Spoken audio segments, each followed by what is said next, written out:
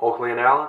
Didn't even think he was going to play in the game last night. He not only plays in the game, he goes home with the big gold trophy, and he's the star of stars. Well, speaking of stars, young man who has joined us here at the table, Kobe Bryant, we talked about his talents. You had 21 points is what I'm looking at unofficially over here in the ball game. But you're disappointed because you guys were supposed to walk with this thing. What happened?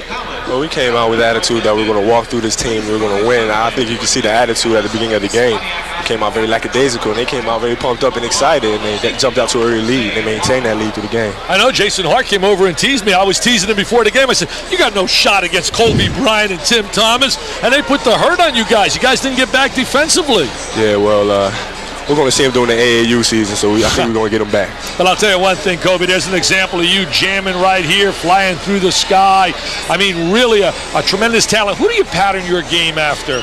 Well, I just try to play the overall game. I try to be a well-rounded basketball player who can handle the ball, who can pass the ball, and who can shoot the ball. I want to be a multi-skilled basketball player. And you know we have to ask you this question. Rumors are flying all over that you're the one player here who's thinking seriously of making the transition right from the high school ranks to the professional ranks. How serious is that part of your decision? Well, it's definitely a possibility. I think I'd be foolish not to look into that. I'm honored that people think that I'm able to make the jump. So obviously I'm going to take a look into it and see what my options are. So it's a possibility. What other options when you talk about college? If college is your choice, what schools are you narrowed it down to? Well, I narrowed it down to about 5. I have LaSalle, Duke, Michigan, North Carolina, and Villanova. And LaSalle, your dad obviously is the assistant coach. Tell us a little bit about this guy plays his dad one-on-one, and I understand your dad still beats you.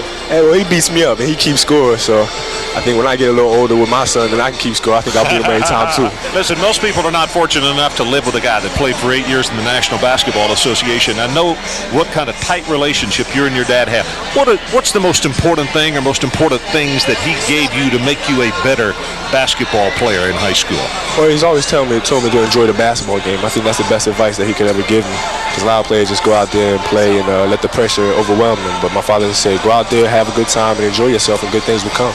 You know, Kobe, also, I mentioned on here, you speak fluent Italian. You were in Italy. Come sta, paesano? Come sta, tu? But you speak fluent Italian, but also an outstanding student. A lot of people are unaware that I believe you scored about 1,100 on your SATs. Am I right about that? And you're just totally a well-rounded person. If you make the transition and the NBA is your goal and it happens that you make that move, will education still be part of your plan? Oh, definitely. I always want to be a well-rounded basketball player and a well-rounded person. So I think that if I do make the jump, I definitely want to get my degree. Were you surprised?